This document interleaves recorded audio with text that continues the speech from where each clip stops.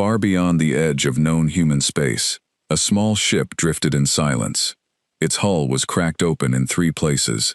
Sparks jumped from broken wires. Inside, the air was thin and cold. This was the research vessel HFY, home to a small crew of Kethari scientists.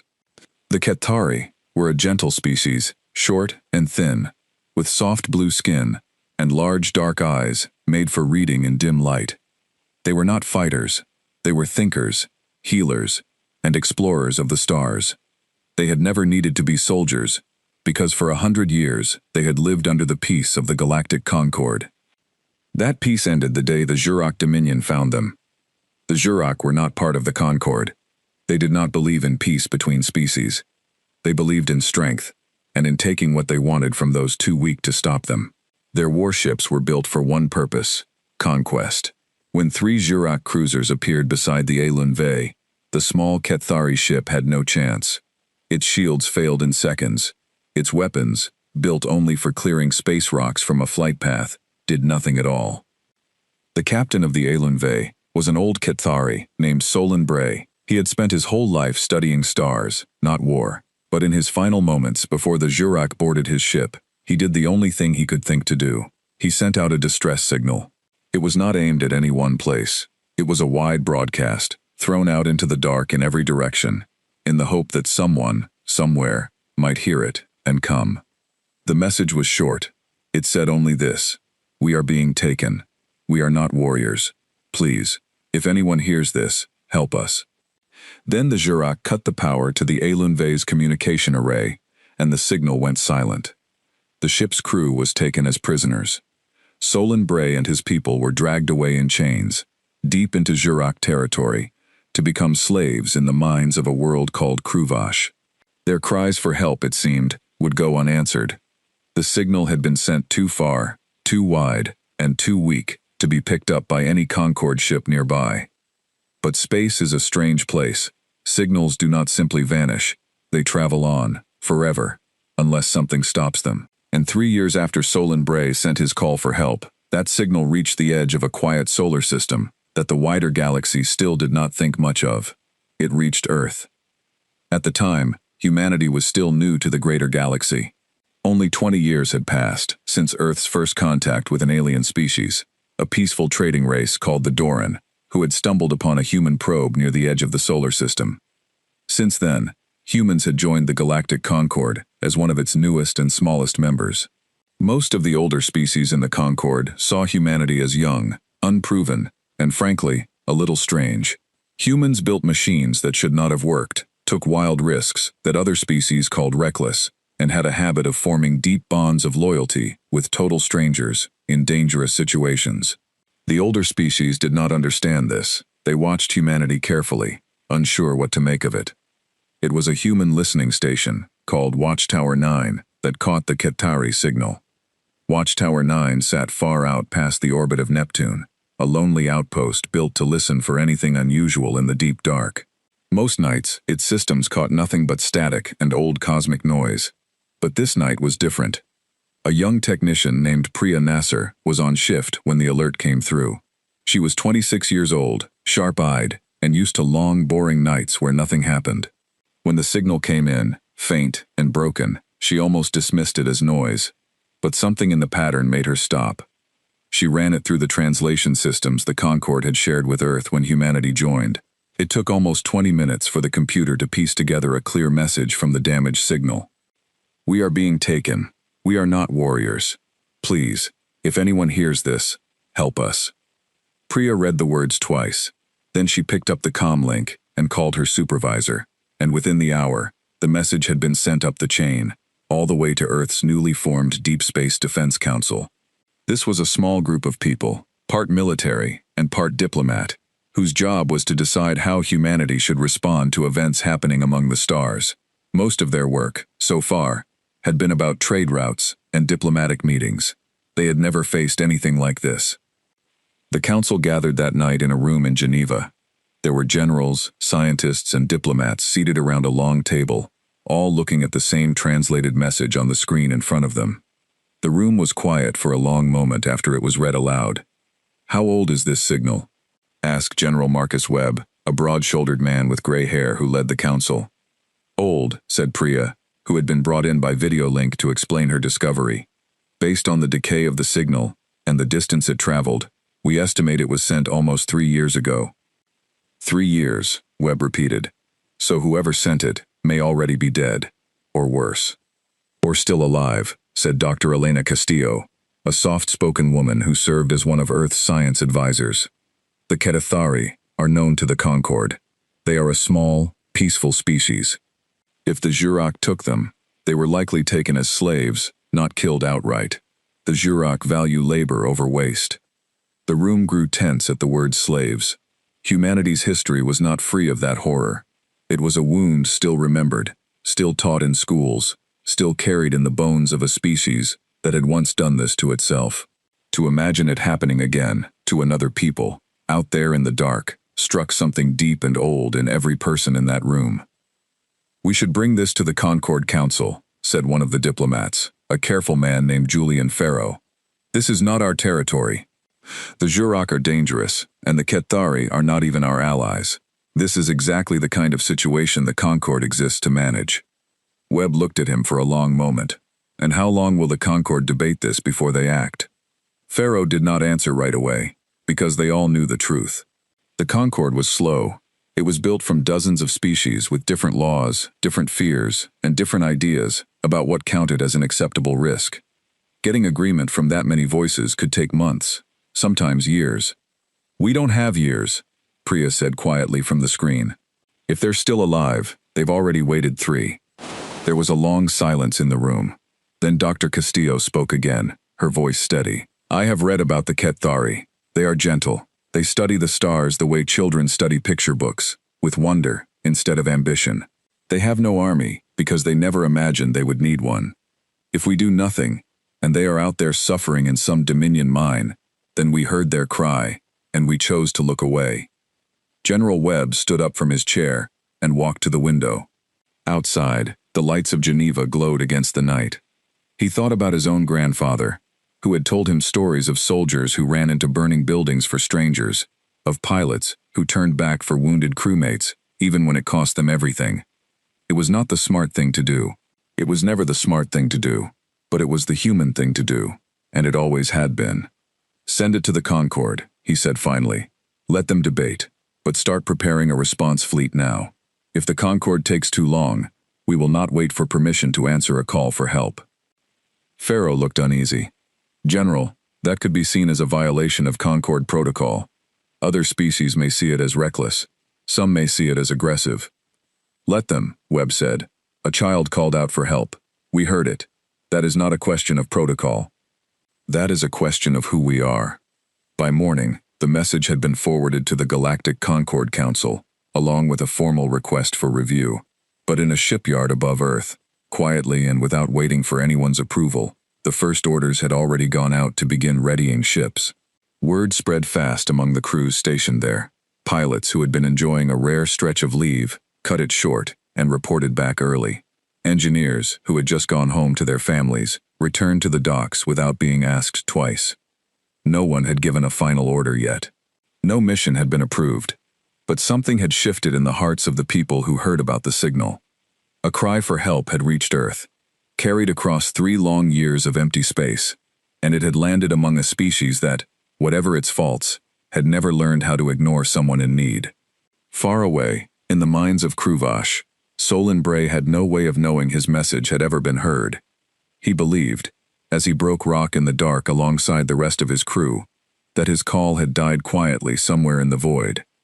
He was wrong, and soon, the Jurok Dominion would learn just how wrong he was too.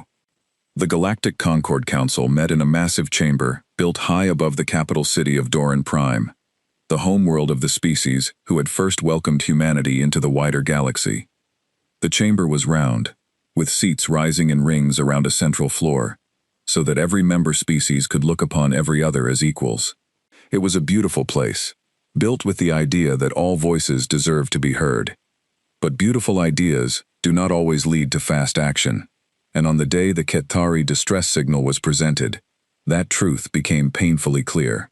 The Concord was made up of 11 member species, each with their own representative, their own history, and their own fears. There were the Doran, calm and diplomatic, who valued careful thought above all things. There were the Vashtu, a tall, insect-like species, who measured every decision by cost and risk. There were the Osandi, an old and cautious race who remembered wars from centuries past and rarely trusted quick decisions.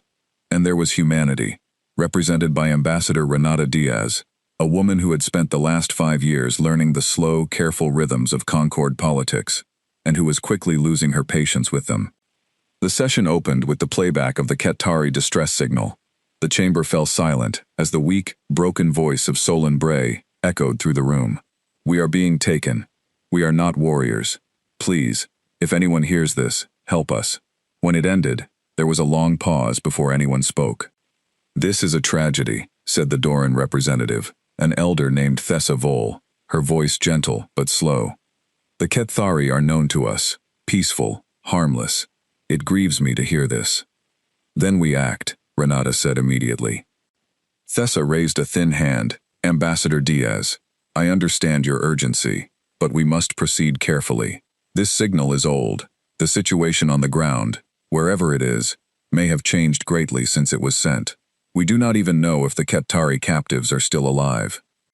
"All the more reason to move quickly," Renata said.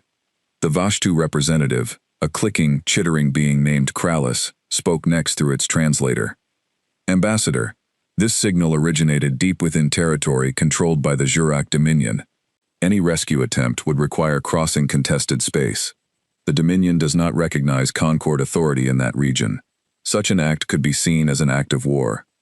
They are already at war with anyone weaker than them," Renata said. "That is what the Jurak Dominion does. They take. They enslave. If we do nothing because we're afraid of upsetting them, we are telling every small, peaceful species in this galaxy that the Concord will not help them when it matters." Murmurs rippled through the chamber. The Osandi representative, an old and slow-moving being named Korvath, raised his voice for the first time. "Ambassador Diaz, your passion is noted. But passion is not strategy. My people remember what happens when small conflicts become large ones. 300 years ago, an ally of ours entered a similar conflict with the Jurak's ancestors over a matter of principle. That conflict cost 40 million lives before it ended. We do not act rashly here. We study the situation. We gather more information. We consider our options." "How long will that take?" Renata asked. "As long as it needs to take," Korvath answered simply. Renata felt her frustration rising, but she kept her voice level, because she had learned that losing composure in this chamber only made the other species trust humans less. "With respect, Counselor Korvath, while we study and consider, real people may be dying. The message says, 3 years have already passed. Every day we spend in debate is another day the Qatari captives, if they are even still alive, remain in chains." "Then let the debate be brief," Thessa said, "but let it happen. This chamber exists so that no single species acts alone and drags the rest of us into conflicts we did not choose. That is the foundation the Concord was built on, Ambassador. You knew this when your people joined us." Renata looked around the chamber at the many faces, some familiar to her now after years of service, some still strange and unreadable. She saw caution in nearly every one of them. Not cruelty, not indifference, but a deep, old caution, born from centuries of watching conflicts spiral out of control. She understood where it came from. But she also understood something these older species seemed to have forgotten, or perhaps had simply never known in quite the same way humanity did. Sometimes waiting was its own kind of cruelty. The debate continued for hours. Proposals were raised and picked apart. Someone suggested sending a diplomatic message to the Jurak Dominion, requesting the release of any Qatari prisoners. Kralis pointed out, correctly, that the Jurak had never once responded to a diplomatic request from the Concord in the history of their contact. Someone else suggested forming a joint task force, made of ships from multiple member species, to investigate the matter further, before any rescue was considered. Korvath argued that such a task force would take months to assemble, given the need for each species to approve their own involvement. Renata sat through all of it, watching the clock on the wall of the chamber, thinking of the weak, frightened voice she had heard at the start of the session. We are not warriors. Please, if anyone hears this, help us." She thought of her own people back on Earth, of General Webb and the ships he had quietly begun preparing, before she had even left for this session. She had told him she would try the Concorde first, that diplomacy deserved a chance. But sitting here now, watching careful, decent people talk themselves in circles, out of fear of a war none of them wanted, she understood that the chance was already slipping away. Near the end of the session, Thessa Vol turned to her directly.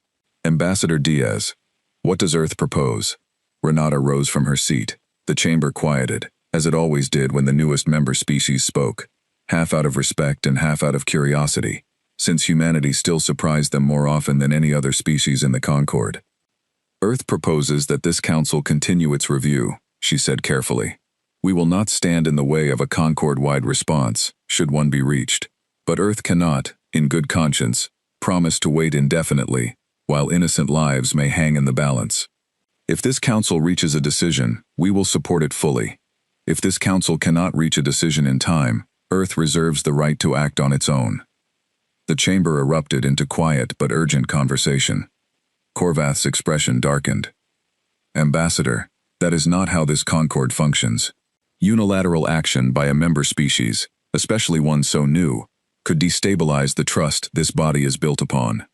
"With respect, Counselor," Renata said, "a species crying out for help and being left to wait while we debate procedure is what destabilizes trust.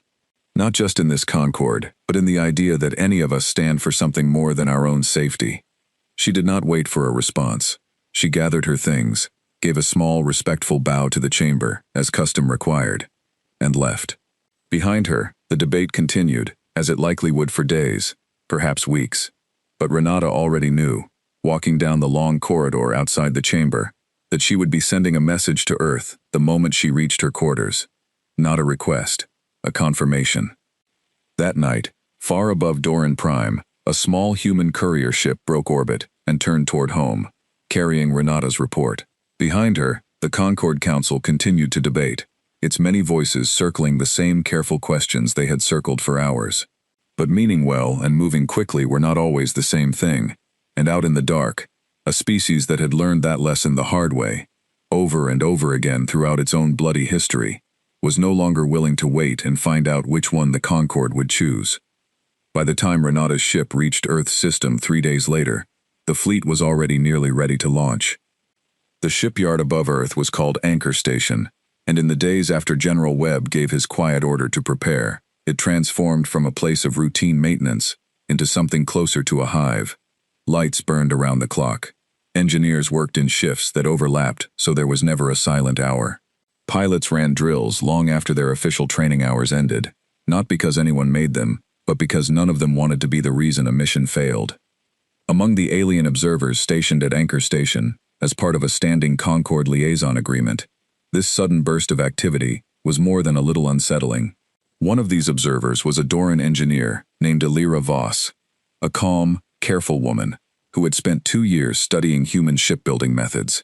She had grown used to the strange, energetic pace of human work. But what she saw in those first days, after the distress signal reached Earth, was something new even to her. "They are not simply preparing a mission," she said to her colleague, over a secure comm line, back to Doran Prime. "They are preparing for war, and they are doing it in days, not months." That was not quite true, and it was not quite false either. The ships being readied at Anchor Station were not new. Most of them were vessels already built and stationed for Earth's home defense, part of a fleet humanity had built quickly after joining the Concorde, aware of just how young and vulnerable they still were among older, stronger species. But the way these ships were being outfitted now was different from anything in the standard Concorde playbook, where Concorde doctrine called for careful, layered engagement rules designed to minimize risk and avoid escalation. The officers overseeing Anchor Station's preparations were drawing from something older. Earth's own military history was full of operations built not around caution, but around commitment. Search and rescue missions flown into storms no sane pilot would enter. Medical teams who ran toward gunfire instead of away from it. Small units who held a line not because it was smart, but because retreating meant leaving someone behind. Commander Elias Okafor, the officer chosen to lead the mission, understood this history better than most. His own grandfather had served in a peacekeeping mission decades earlier, one where soldiers had ignored direct orders to withdraw so they could carry wounded civilians to safety. Okafor had grown up on those stories. He had joined the military because of them. Standing on the observation deck of Anchor Station, looking out at the ships being fitted with medical bays, reinforced hulls, and rescue pods far larger than any standard Concorde vessel carried, Okafor allowed himself a small, tired smile. "We're not building warships," he said to the officer beside him. "We're building a promise. We just have to make sure the promise can survive contact with the Zhurak." That promise took physical form over the following days. 8 ships were selected for the mission, a mix of frigates and one larger cruiser, named the Solace, which would serve as Okafor's flagship. The Solace was not the newest or the most powerful ship in Earth's fleet, but it had been built with something the newer designs lacked: an enormous medical bay, originally intended for disaster relief work along Earth's own coastlines during a string of bad storms years earlier. That bay could hold hundreds of survivors if needed. It felt, to Okafor, like the right ship for the job. The crews assigned to the mission were told only that this was a voluntary deployment into contested space, with real danger and no guarantee of Concorde support if things went wrong. Every single person offered the chance to step back did not take it. Some, in fact, had to be turned away, because far more volunteered than the mission required. Illyra Voss watched this recruitment process with growing fascination and no small amount of confusion. She requested, and was granted, permission to speak with some of the volunteers directly, hoping to understand what she was seeing. She found Lieutenant Sarah Kwan in one of the training bays, running simulations for the boarding teams who would eventually storm the Zhurak facility if intelligence located the Kethari prisoners. Kwan was 29, sharp and quick, with the kind of easy confidence that came from years of trusting her own instincts. "May I ask you something?" Illyra said, approaching carefully. "This mission carries significant risk. Casualty estimates prepared by your own strategists suggest as much as 30% of this fleet could be lost. Why would you volunteer for that?" Kwan paused her simulation and thought about the question seriously, rather than brushing it off. "Because somebody out there is scared and waiting for someone to come," she said. "That's it, really. That's the whole reason." "But you do not know these Kethari," Illyra said. "You have never met them. They are not your people, not your allies, not even part of your own species." Kwan shrugged. "Doesn't matter. If it was one of yours calling for help, we'd go too. If it was one of ours, I'd hope somebody like the Kethari would come for us. That's kind of the whole point, isn't it? Otherwise, what's the point of any of this, of being out here at all?" Illyra found she did not have a good answer to that, and the conversation stayed with her long after she left the training bay. She spoke with several more crew members over the following days, from engineers to medics to the pilots who would fly the frigates into what could easily become a deadly battle. She heard variations of the same answer again and again. They spoke of duty, but not the cold, procedural duty she had seen in other species' militaries.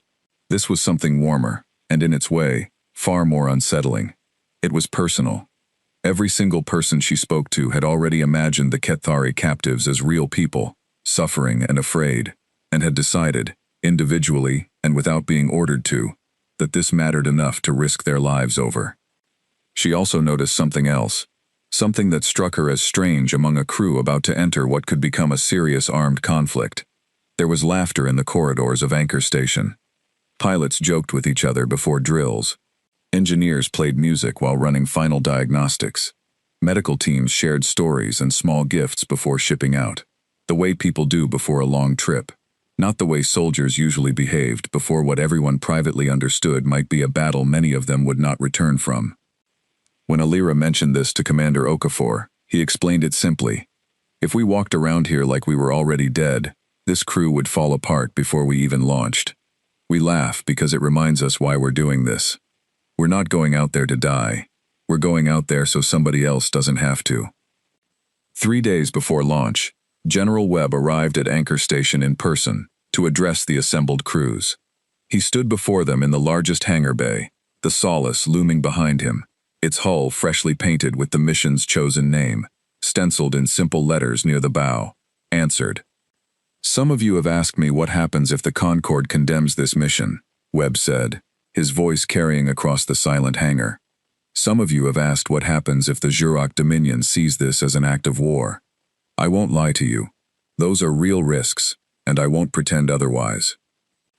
He paused, looking out over the rows of assembled crew, hundreds of faces watching him in silence. But 3 years ago, a small, gentle people sent a message out into the dark, hoping somebody, anybody, would hear it and come. We heard it. That is not something we can unhear, and it is not something I am willing to pretend we never received. Whatever the Concorde decides, whatever the Jurok choose to do about it, Earth is not the kind of home that lets a cry for help go unanswered. Not while we have ships that can fly, and not while we have people willing to fly them. The hangar erupted into a roar of applause and shouted agreement that startled even Alira Voss, who stood quietly near the back of the crowd, watching with wide, thoughtful eyes. 2 days later, the fleet launched from Anchor Station under the cover of a routine training exercise designation, a small diplomatic fiction meant to buy time before the Concorde Council, still locked in its slow debates, realized what Earth had actually done. 8 ships broke Earth orbit and turned their engines toward the edge of known space, carrying nearly 2,000 crew members, who had all, in their own way, made the same simple and dangerous choice. Alira Voss watched the fleet depart from the observation deck, the light of their engines fading slowly into the dark. She thought of what Lieutenant Kwan had told her days earlier, and found herself, for the first time in her long career as a careful and cautious Doran engineer, hoping with everything she had that these strange, stubborn, wildly emotional humans would somehow succeed. Behind her, a quiet alert chimed on her console. The Concorde Council, after days of deliberation, had finally reached a preliminary decision on the Ketari matter. It had arrived 2 days too late to matter. The edge of Jurok Dominion space was marked by nothing more than an invisible line agreed upon by old treaties and older fears. There were no walls in space, no fences, only the quiet understanding among the Concorde's member species that beyond this point, a different kind of law applied, one written by whoever held the biggest guns. For centuries, that had kept most species far away from Dominion territory, content to let the Jurok rule their side of the galaxy in whatever brutal way they pleased, so long as they did not push past that line. Commander Elias Okafor's fleet crossed that line on the 9th day of their journey, and every person aboard the 8 ships felt the shift the moment they did. Sensor operators reported a change in the background chatter picked up across the comm frequencies, rougher, harsher signals that had nothing to do with trade or diplomacy. Pilots tightened their grips on their controls. In the medical bay of the Solace, nurses quietly checked supplies one more time, though they had already checked them a dozen times before. Alira Voss, the Doran engineer who had been granted special permission to accompany the fleet as an official Concorde observer, stood on the bridge of the Solace beside Commander Okafor, watching the sensor readouts. Dominion patrols typically operate in groups of 3 along border routes such as this one, she said. If we are detected, they will likely attempt to intercept before we get much further. Let them try, Okafor said quietly, though his eyes stayed fixed on the screens. It did not take long. Barely 6 hours after crossing the border, sensors picked up 3 Jurok vessels moving fast on an intercept course. They were sleek, dark ships, built with jagged, aggressive lines that made no attempt to hide what they were built for. Unlike Concorde ships, which followed careful design standards meant to balance offense, defense, and efficiency, Jurok vessels were built almost entirely for one purpose: to overwhelm anything smaller than themselves as quickly and violently as possible. For centuries, that strategy had worked, because most species who wandered into Dominion territory were exactly that: smaller, weaker, and easily overwhelmed. The Jurok patrol leader, a broad, armored being named Vrag Kesh, watched the approaching human fleet on his own sensors, with something close to amusement. He had received reports about this new species called humans, small, soft-bodied creatures from a young and unimportant system near Concorde space. His superiors had dismissed them as unlikely to cause any trouble. 8 ships, entering Dominion space uninvited, seemed like an easy lesson to teach. Hail them, Vrag ordered. Tell them to turn back or be destroyed. The message reached the Solace moments later, translated by the fleet's linguistic systems into blunt, simple words. Turn back. This is Dominion territory. Any vessel that continues forward will be destroyed. Okafor listened to the translation, then turned to his communications officer. Reply with this, he said. We are here for the Ketari prisoners, taken from the research vessel Alan Vey. Release them to us, and we will leave your territory peacefully. This is your only warning. The reply came back within seconds, and it was not words at all. It was weapons fire. Vrag Kesh had not expected a response like this from a species he considered beneath serious concern, but he had also not expected them to actually mean their warning, and he certainly had not expected them to fight back the way they did in the moments that followed. The Jurak opened fire first, their heavy plasma cannons designed to punch through the hulls of far larger ships in a single hit. But Okafor's fleet had spent the entire journey drilling for exactly this moment, running simulation after simulation, based on every scrap of intelligence the Concorde had ever gathered on Jurak combat patterns. The human ships scattered the moment the first shots were fired, breaking into a coordinated pattern that no Concorde fleet would have used, one built more on instinct and old naval doctrine from Earth's own history than on any modern tactical manual. Two of the frigates, the Halberd and the Meridian, peeled off in opposite directions, drawing two of the Jurak ships into a chase that pulled them apart from each other and from their commander. The remaining frigates closed in fast on Vrag Kesh's own ship, moving in tight, aggressive formation that gave the Jurak gunners almost no clean shot to take. It was reckless. It was the kind of tactic that traded caution for speed, betting everything on getting close before the enemy's superior firepower could be brought fully to bear. It was also exactly what the human pilots had trained for, over and over, until it had become instinct.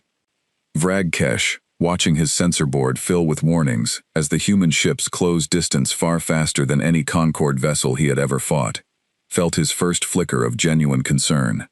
Pull back, he ordered his own ship's pilot. Widen the gap. It was too late.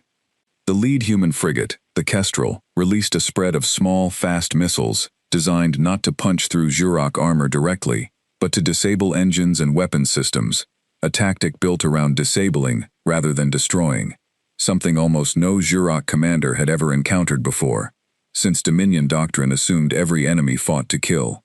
The missiles struck true, tearing through Vrag Kesh's engine array and leaving his ship crippled and drifting. Aboard the two chasing frigates, the Halberd and the Meridian, similar tactics played out. The two Jurak ships that had taken the bait found themselves boxed in by human pilots who fought with a strange combination of aggression and coordination that felt, to the Jurak crews, almost unnervingly personal, as though every human pilot was fighting not for territory or glory, but for something they refused to let go of. Both Jurak ships were disabled within minutes, their crews left shaken and confused by how quickly the battle had turned against them. Back on the Solace, Illyra Voss watched the battle unfold across the tactical display, with something close to disbelief. "Commander," she said quietly, "your fleet destroyed no enemy vessels in that engagement. You disabled all three." "That's the idea," Okafor said. "We're not here to kill anyone if we don't have to. We're here for the Cathari."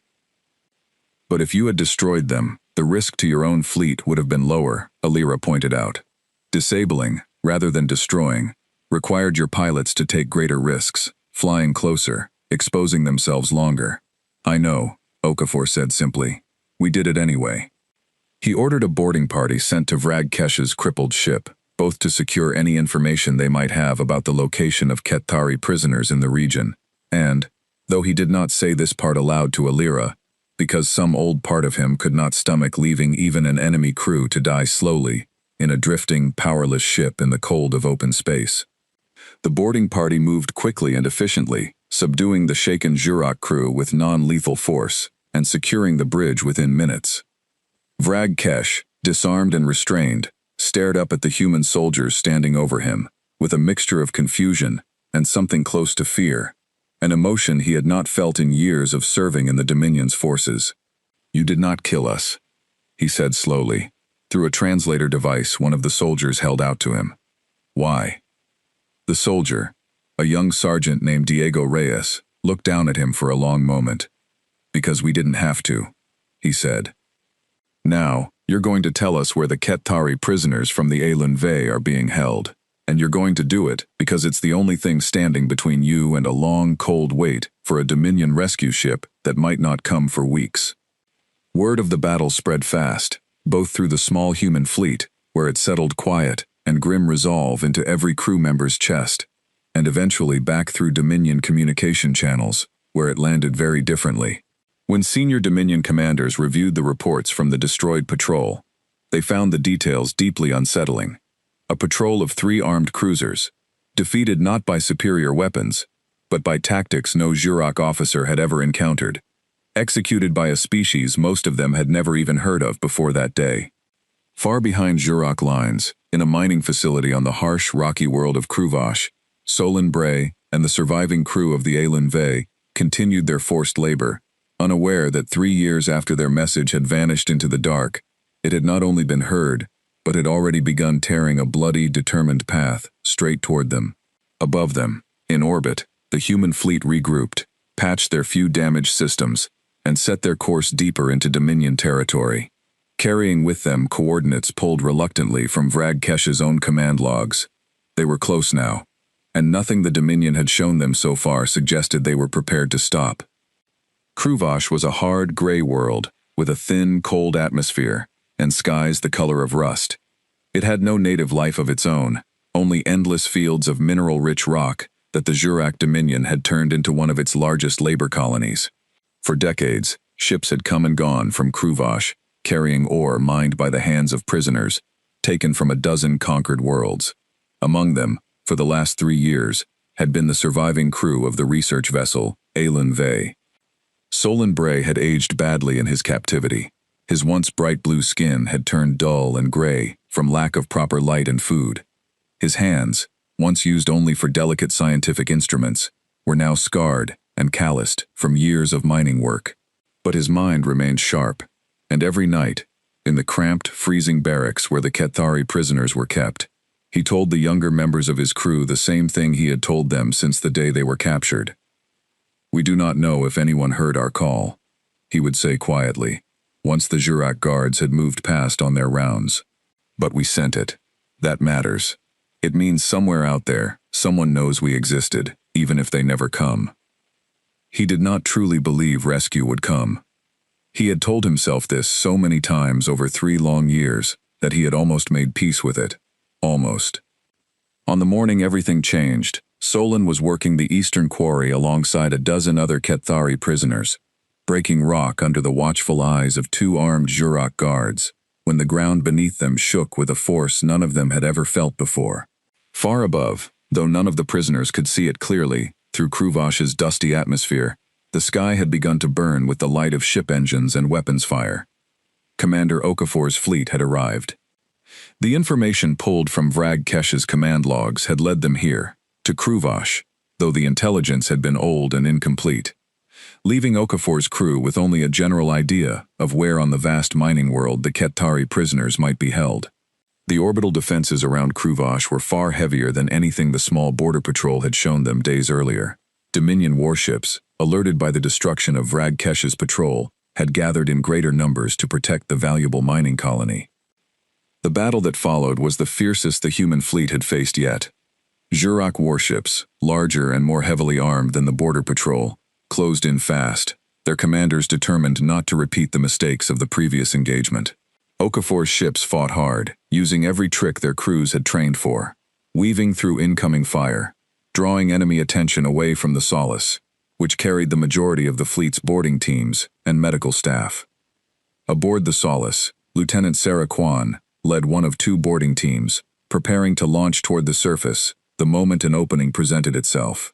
She checked her equipment one final time, glancing at the small photo she kept tucked inside her suit, a picture of her younger sister back on Earth. The reason, if she was honest with herself, that stories about people being taken and enslaved had always struck her harder than most.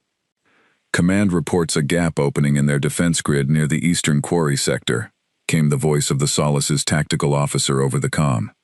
"It won't last long. Boarding teams, you are cleared to launch." Kwan and her team dropped from the Solace in a fast, armored transport shuttle.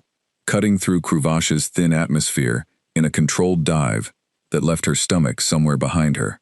Below, through the shuttle's viewport, she could see the gray sprawl of the mining colony, dotted with guard towers and fenced workyards. The shuttle set down hard near the edge of the eastern quarry, and Quan's team moved fast, clearing the two surprised Jurok guards stationed nearby before they could raise an alarm. What Quan saw next stayed with her for the rest of her life. Dozens of Kethari prisoners, thin, exhausted, and clearly afraid, stood frozen in the quarry, staring at the armored human soldiers who had just appeared among them, as though they had fallen from the sky. Solon Bray stepped forward slowly, unsure of what he was seeing. It had been so long since he had allowed himself to hope for anything like this, that some part of him wondered if the mining work and the thin Kruvash air had finally begun to affect his mind. Are you here for us?" he asked, his voice shaking. Quan lowered her weapon and pulled off her helmet, wanting him to see her face, human and unmistakably real. "We got your message," she said gently. "It took a while to reach us. I'm sorry it took so long. But we're here now." Solon Bray, who had endured 3 years of captivity without breaking, who had held his crew together through cold nights and endless labor by sheer force of will, felt his legs give out beneath him. Quan caught him before he hit the ground, and for a moment, in the middle of a battlefield, on a hostile alien world, an exhausted Kethari elder wept openly in the arms of a soldier from a species he had never even known existed until that very moment. There was no time for a long reunion. Alarms had begun sounding across the mining colony, and Jurok reinforcements were already moving toward the quarry. Quan's team worked quickly, guiding the Kethari prisoners toward the waiting shuttle, while a second boarding team, led by Sergeant Diego Reyes, secured a defensive perimeter to hold off the approaching guards. The Jurok response, when it came, was brutal. A squad of heavily armed Dominion soldiers arrived at the edge of the quarry, opening fire the moment they had a clear line of sight. Reyes and his team returned fire, using the quarry's rock formations for cover, buying precious time for Quan's team to finish loading the frightened, weakened prisoners aboard the shuttle.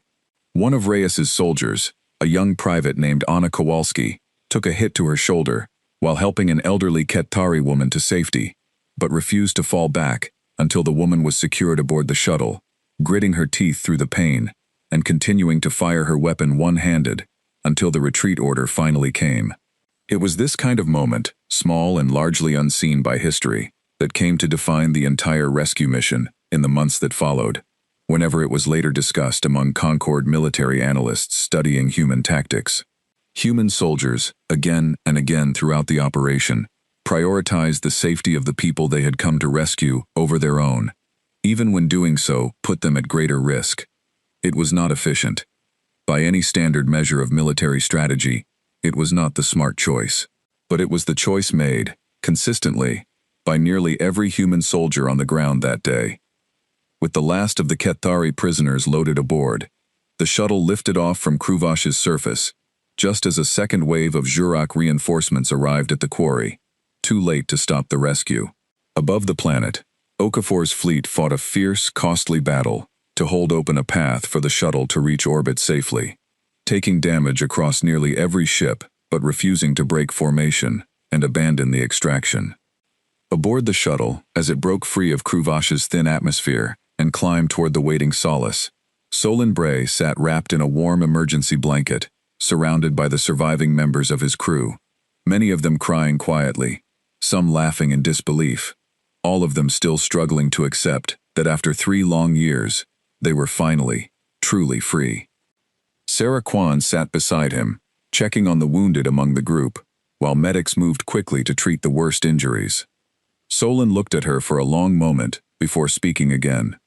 "You do not know us," he said softly. "We are not your people. We could offer your species nothing in return for what you have done here today. Why would you risk so much for strangers?" Quan thought about the question for a moment, the same question Alira Voss had asked back at Anchor Station days earlier, though this time it came from someone she had just pulled out of chains, and it landed very differently. "Because somebody has to be the one who comes," she said finally, "and we decided a long time ago that we'd rather be that somebody than not." Solon Bray said nothing more, but he reached out and gently took her hand, a simple Ketathari gesture of deep gratitude that needed no translation at all. Behind them, through the shuttle's small window, the battle above Kruvash continued to rage, the human fleet still fighting to secure their escape from a system the Zhurok Dominion had, until that day, considered completely and permanently their own. In a command center deep within Dominion territory, on the heavily fortified world of Vorun Cade, Grand Marshal Thesek Ro received word of the events at Kruvash with a fury that made his junior officers shrink back from him. A border patrol destroyed, a mining colony breached, prisoners freed. And all of it, according to the reports on his desk, carried out by a small fleet from a species called humans, a species his own intelligence officers had dismissed as insignificant only weeks earlier. 8 ships, he said slowly, reading the report a second time, as though the number might change if he looked at it long enough. 8 ships did this? Yes, Grand Marshal, said the officer standing before him, careful to keep his voice steady. Our forces at Kruvash sustained heavy losses. 3 additional vessels disabled. 1 destroyed outright when it attempted to block the human fleet's escape route. The humans successfully extracted all surviving Ketathari prisoners from the eastern quarry sector. Thesek Ro set the report down slowly. In his 3 decades of service to the Dominion, he had overseen the conquest of 11 worlds. He had never once seen a Concord species act with this kind of speed, aggression, and coordination outside of a full, declared war. The Zhurok understood the Concord well. They understood its caution, its endless committees, its reluctance to risk conflict. This did not fit that pattern at all. This cannot be allowed to stand, Thesek said. If word spreads that 8 human ships broke into Dominion territory and successfully freed prisoners from one of our colonies, every conquered world under our control will see it as proof that we can be challenged. We will see uprisings within months. He ordered a full battle fleet assembled, nearly 40 warships, drawn from 3 different border sectors, with instructions to intercept and destroy the retreating human fleet before it could reach Concord space.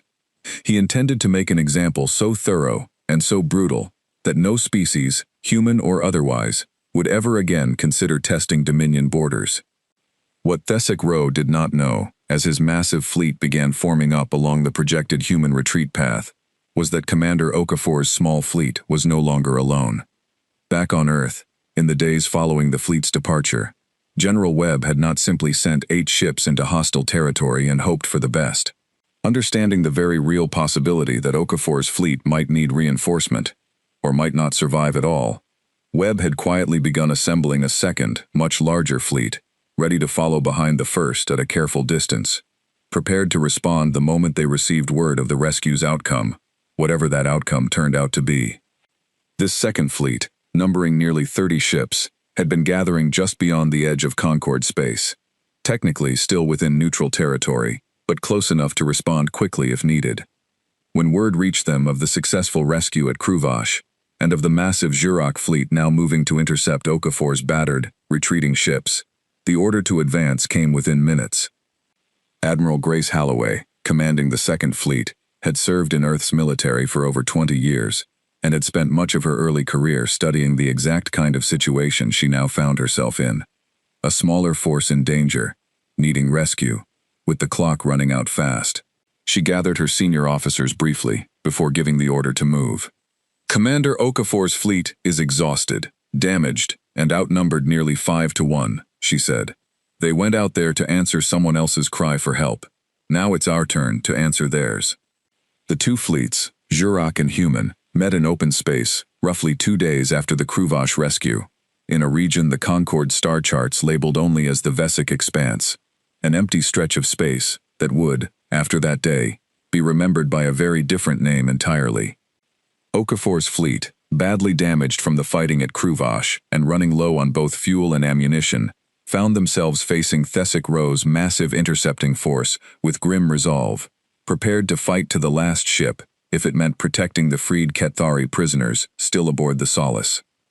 Thesek Ro, watching the small, battered human fleet through his own sensors, felt a grim satisfaction. This would be quick. It was not quick. Admiral Holloway's reinforcement fleet arrived from an unexpected vector, having plotted a wide, careful approach, specifically designed to catch the Jurak fleet by surprise from the flank, rather than approaching head-on. 30 fresh, fully armed human warships dropped out of transit directly into the middle of Thesic Row's formation, weapons already firing before the stunned Jurak sensor operators had even finished registering their arrival. The battle that followed became, in the years afterward, one of the most studied engagements in Concord military history. Thesic Row's fleet, though far larger, found itself caught between Okafor's battered but determined ships pressing from one side, and Holloway's fresh reinforcements striking hard from the other. The coordinated human tactics that had already proven so effective at the border and at Kruvash were now deployed at a much larger scale, with devastating results. Jurak commanders, trained their entire careers to expect predictable, cautious behavior from Concord-aligned species, found themselves completely unable to anticipate the aggressive, sacrificial, deeply coordinated fighting style the human fleets employed. Ships that should have retreated when damaged instead pushed forward to protect wounded allies. Pilots took risks that Jurak doctrine considered suicidal, and somehow, again and again, survived them, or accomplished their objective even when they did not. Grand Marshal Thesic Row watched his once overwhelming numerical advantage collapse within the first hour of battle, as ship after ship in his formation was disabled or destroyed by human tactics his own officers simply could not counter in time.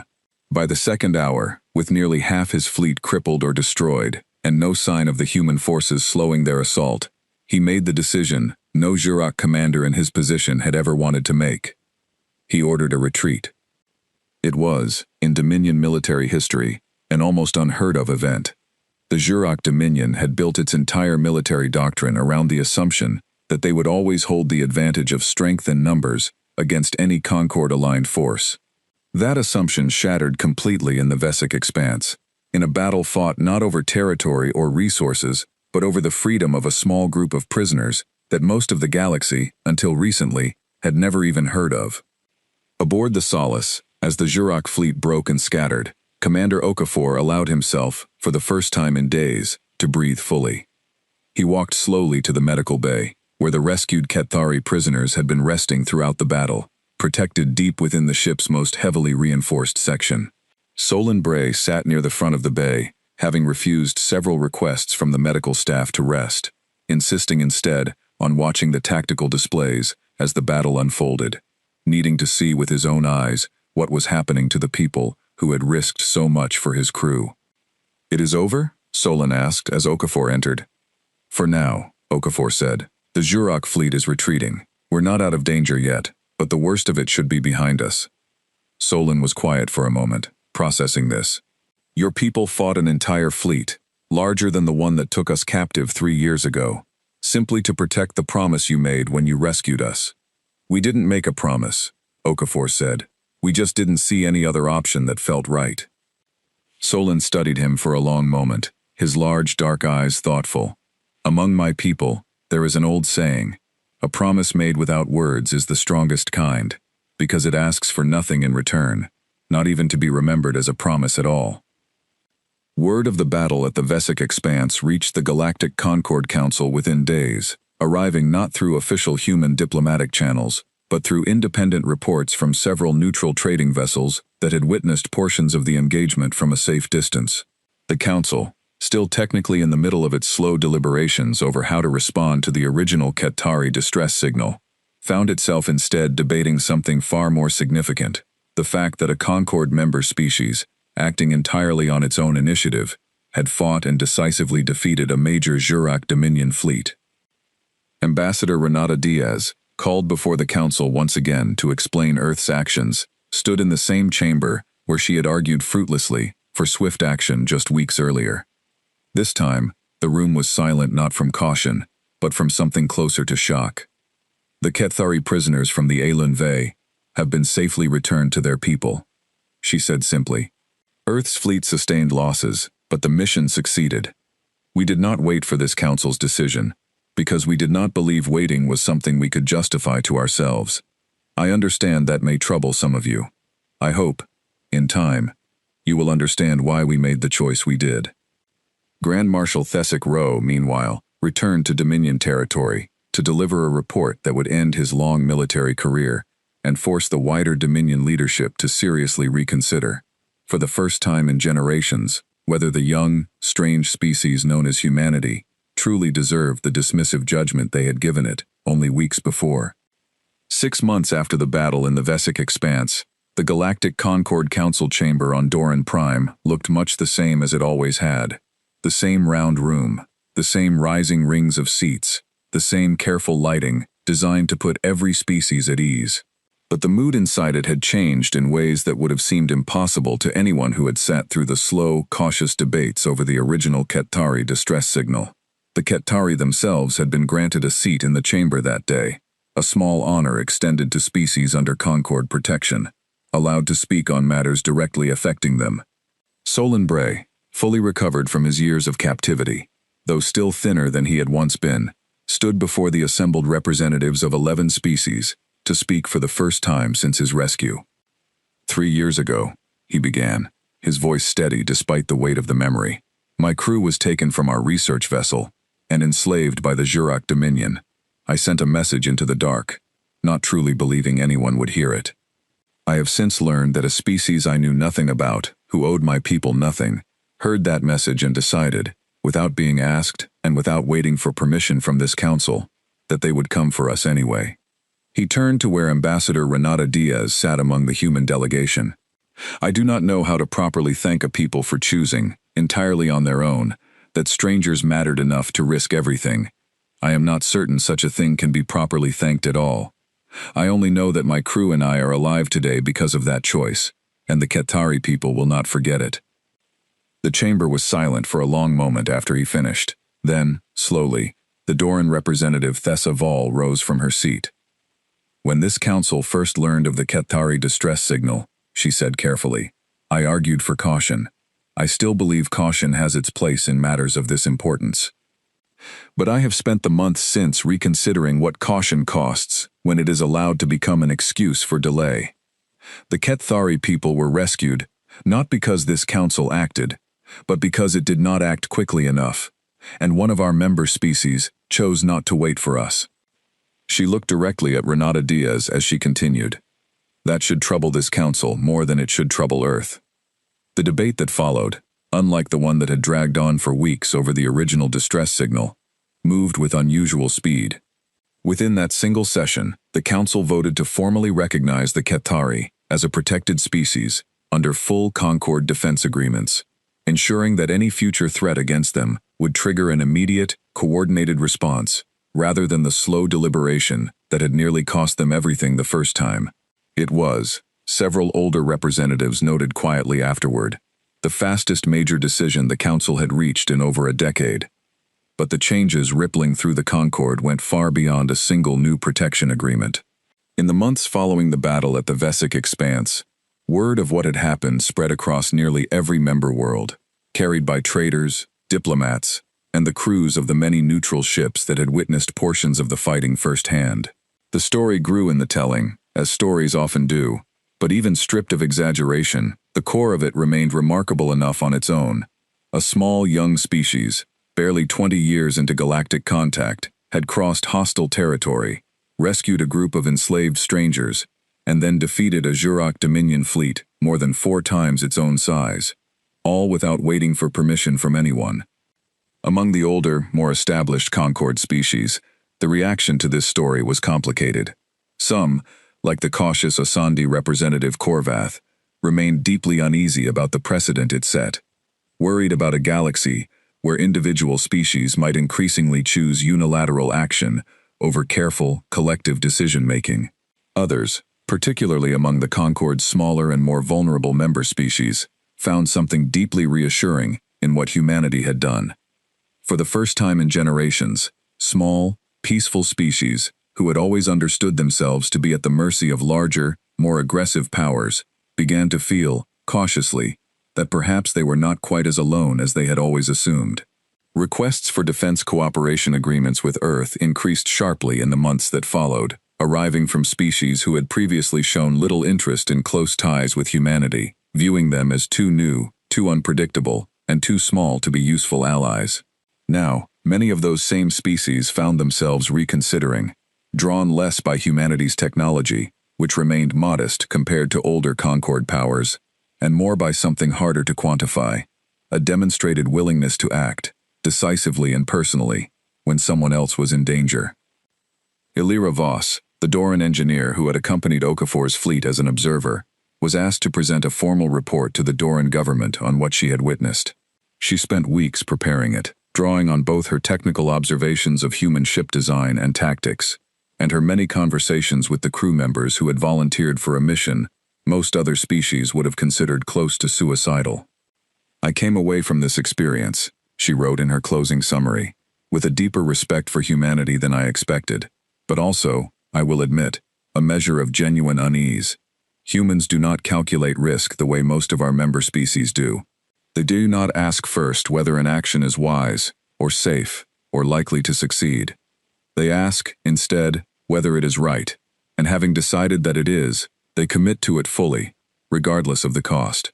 This makes them, I believe, both the most reassuring and the most unsettling ally the Concord has ever welcomed into its ranks. I would not wish to be their enemy. I am deeply grateful, after what I witnessed at Kruvash and in the Vesic Expanse, that I am not." Back on Earth, the crews who had flown the original rescue mission returned home to a level of public attention few of them had expected or particularly wanted. Lieutenant Sarah Kwan found herself, somewhat to her own discomfort, treated as something of a public figure in the months following her return, invited to speak at events she would have preferred to avoid. She accepted only a few of these invitations, and in each one, she gave largely the same simple answer when asked why she had volunteered for a mission that had, by every reasonable measure, been extremely dangerous. "Somebody has to be willing to go," she would say. "It might as well be us."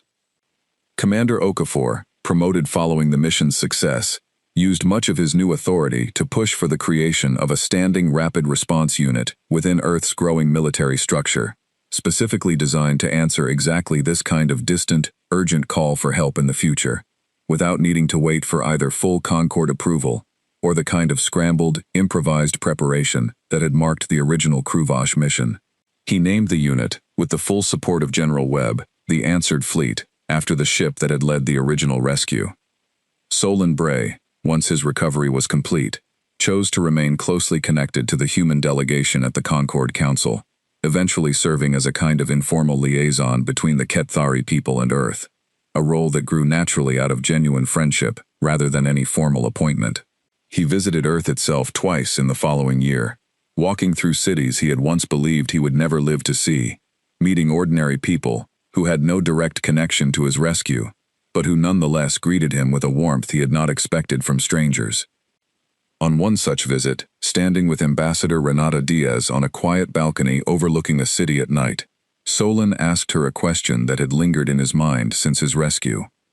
"Do you believe your people will always answer when a cry like ours reaches you? Even when it is difficult? Even when it costs you greatly?" Renata considered the question carefully before answering. "I can't promise you every single person will always agree on how to respond, or that we'll always get it right," she said. "We're not perfect, and we never will be. But I believe, yes, that somewhere in us, there's something that won't let us simply look away when someone is in trouble. It's cost us a great deal throughout our history, that instinct. It's also, I think, saved us just as many times as it's hurt us." Solon nodded slowly, looking out over the lights of the unfamiliar city that had, in its own quiet way, become a second home to him. "Then I hope, for the sake of this galaxy, that instinct never fades." Far above them, in the quiet dark of Earth's orbit, the ships of the newly formed Answered Fleet continued their rounds, their sensors tuned outward, listening patiently across the vast silence of space for whatever the next distress call might bring. They did not know when it would come, or from where, or what it would ask of them, but when it did arrive, whenever and wherever that happened to be, there would be ships ready to answer it, crewed by people who had already decided, long before that call ever reached them, exactly what kind of answer they intended to give.